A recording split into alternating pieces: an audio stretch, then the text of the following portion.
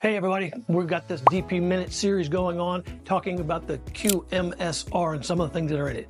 We're actually going through some of the comments right now, and we're early stage and we're going to be talking about the scope. I've actually got a copy of the QMSR right here, and we're reading straight out of this thing. So we make sure that we know exactly what the wording is. So comment number 3, what's the scope of the QMSR? And in here it says that one comment recommended the FDA should incorporate third-party servicers and refurbishers into the scope of the rulemaking.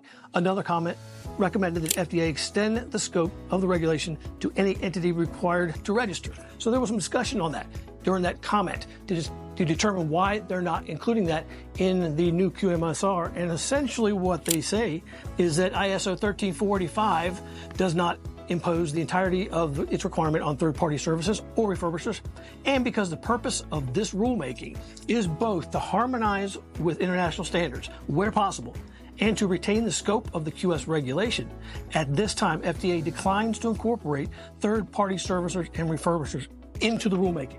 So they are so bent on making sure that we're doing the international harmonization that they're actually changing some of the requirements that they've had in the past. Also, anyone who must register the establishment, the comment said that should be applicable to the QMSR as well. And the FDA says, after going through some comments here, that the FDA disagrees and that it would not be appropriate to use registration requirements to determine which entities are subject to the final QMSR. So there you go. There's your DP nugget. If you are not sure whether you're supposed to register or not, or whether, in fact, the QMSR is applicable to you, and it will be in effect on February 2nd of 2026. So make sure that you know and understand what your requirements are. Darren Reeves, we'll see you next time.